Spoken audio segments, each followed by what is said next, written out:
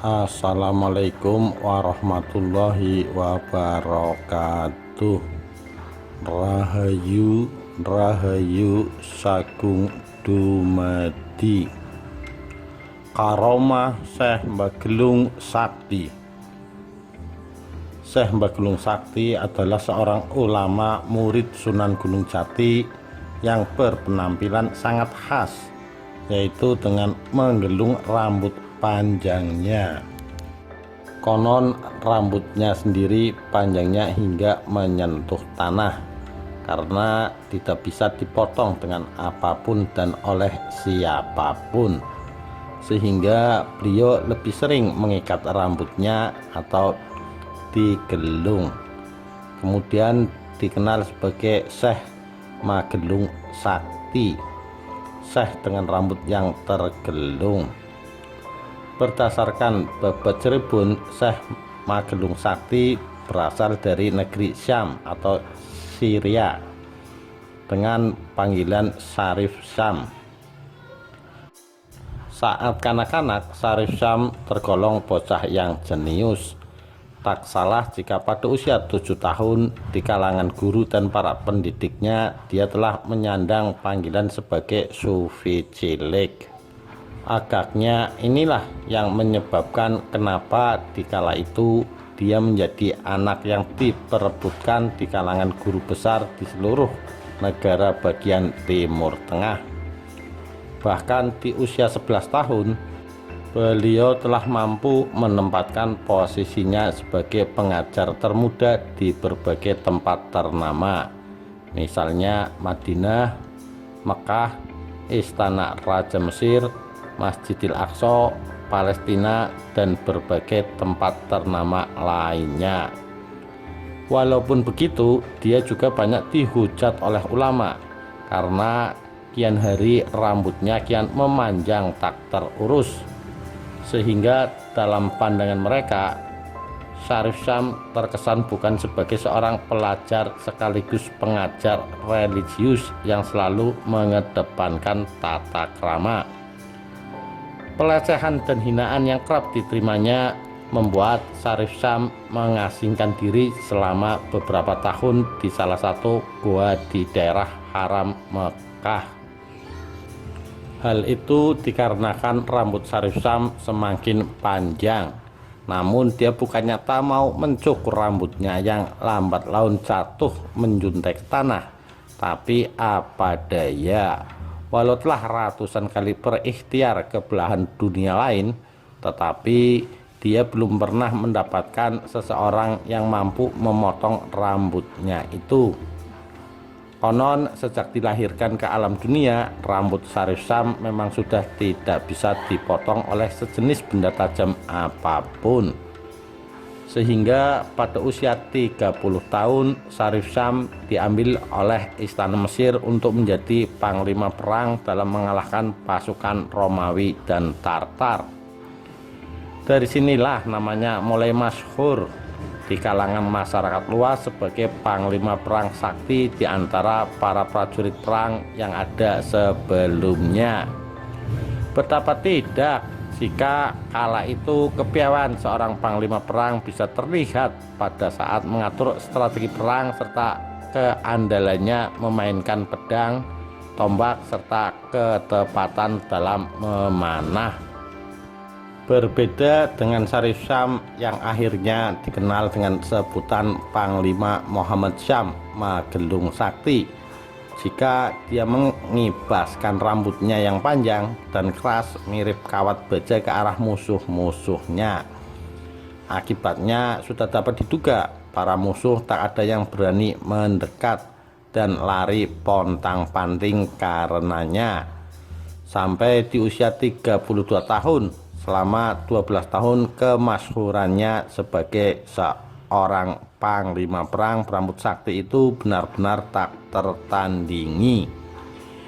Hingga pada usia 34 tahun dia mendapat petunjuk yang mengharuskannya mencari guru sebagai pembimbingnya yang juga dapat memotong rambutnya. Dan tanpa banyak pertimbangan, beliau langsung meninggalkan istana Raja Mesir yang saat itu benar-benar amat membutuhkan tenaganya. Dengan perbekalan secukupnya dan berteman ratusan kitab, Syarif Syam pun mulai mengarungi belahan dunia dengan menggunakan jukung atau sejenis perahu kecil bercadik. Dalam perjalanan ini beliau pun mulai singgah dan bahkan mendatangi beberapa ulama terkenal untuk menerimanya sebagai murid. Di antaranya Syekh Zatul Ulum di Lebanon, Syekh At-Tijani di Yaman bagian selatan, Syekh Qawi bin Subhan bin Arsi di Beirut, Syekh Asamar Gondi bin Zubair bin Hasan India, Syekh Muawiyah As-Salam Malaita, Syekh Mahmud Yerusalem, Syekh Zakaria bin Salam bin Zab Tunisia, Syekh Marwan bin Sofyan Sidrul Muta'alim Campa, dan masih banyak yang lain. Tapi walau begitu, banyak para waliullah yang didatangi, tak satu pun di antara mereka yang sanggup memotong rambutnya.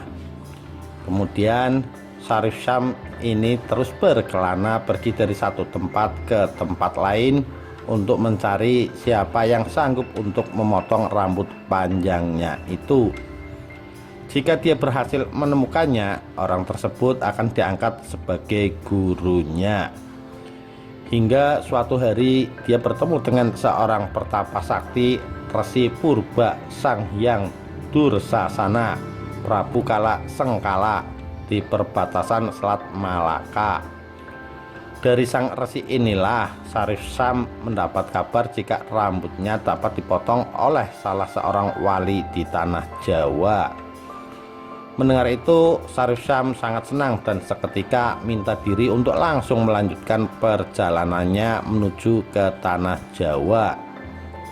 Dan setibanya di pesisir Pulau Jawa, Syarif pun singgah di suatu pedesaan sambil tiada hentinya bertafakur memohon kepada Allah Ta'ala agar dirinya dapat dipertemukan dengan wali yang selama ini diimpi-impikannya.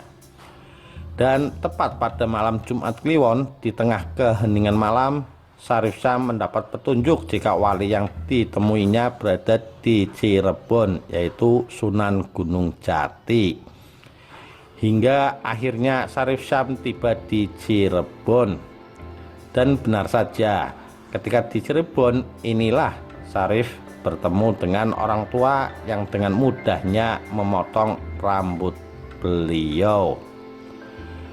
Tempat di mana rambut Syarif Syam berhasil dipotong kemudian diberi nama Karangketas. Orang tua itu yang kemudian belakangan diketahui bernama Sunan Gunung Jati pun sesuai dengan nazarnya akhirnya menjadi guru dari Syekh Magelung Sakti dan berganti nama menjadi Pangeran Soka. Selepas menjadi murid Sunan Gunung Jati, Syekh Magelung Sakti atau Pangeran Soka kemudian ditugaskan oleh gurunya tersebut untuk menyebarkan agama Islam di Cirebon bagian utara. Selain nama Syekh Magelung Sakti dan Pangeran Soka, Syarif Syam juga memiliki gelar Pangeran Karangkendal. Nama Pangeran Karangkendal sendiri beliau dapat karena ketika sekitar abad 15 saat ditugaskan untuk menyebarkan agama Islam di wilayah utara. Beliau tinggal di desa Karangkendal, Kapetakan, kurang lebih 19 km sebelah utara Cirebon. Di desa ini Syekh Magelung Sakti kemudian diangkat anak oleh penguasa Karangkendal yang bernama Ki Tarsiman yang mempunyai nama lain Ki Krayunan atau Ki Gede Karangkendal. Bahkan disebut pula dengan julukan Buyut Selawe karena mempunyai 25 anak dari istrinya yang bernama Nyi Sekar. Syekh Magelung Sakti mempunyai seorang istri yang juga memiliki nama besar di wilayah Cirebon, yakni Nyimas Gandasari. Menurut Babat Cirebon, sebelum menikahi wanita sakti tersebut, Syekh Magelung Sakti mendengar sayembara bahwa ada bangsawan cantik bernama Nyimas Gandasari yang sedang mencari pasangan hidupnya. Berita mengenai sayembara tersebut didapatnya saat Syekh Bagulung Sakti ditugaskan oleh Sunan Gunung Jati untuk berkeliling ke arah barat Cirebon. Sayembara tersebut menyebutkan barang siapa yang mampu mengalahkan Nimas Gandasari, maka dia akan bersedia menjadi istri dari orang yang berhasil mengalahkannya dalam adu kesaktian tersebut. Banyak diantaranya pangeran dan ksatria yang mencoba mengikuti sayembara, tetapi tidak ada satupun yang berhasil. Hingga akhirnya Syekh Bagulung Sakti terjun ke arena sayembara. Pada dasarnya kemampuan dan kesaktian keduanya berimbang. Hanya saja karena faktor kelelahan, akhirnya Nimas Gandasari pun menyerah dan berlindung di balik punggung Sunan Gunung Jati. Namun meski Nimas Gandasari sudah berlindung di balik punggung Sunan Gunung Jati, Syekh Bagulung Sakti masih tetap saja menyecarnya dengan serangan-serangan mematikan, hingga dalam satu kesempatan tinju sang Syekh hampir saja mengenai kepala dari Sunan Gunung Jati. Tapi anehnya, sebelum tinju itu mendarat di kepala Sunan Gunung Jati, dengan serta-merta Syekh Bagulung Sakti jatuh lemas. Sunan Gunung Jati pun akhirnya memutuskan bahwa dalam pertempuran tersebut tidak ada yang kalah ataupun menang.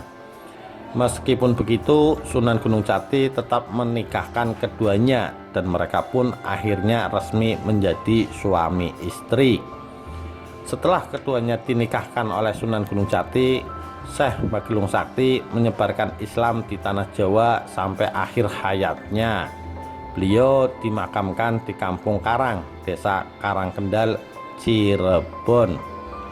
Demikian kisah karomah Syekh Bagulung Sakti. Sekian, terima kasih. Wassalamualaikum warahmatullahi wabarakatuh. Rahayu, Rahayu Sagung Dumadi.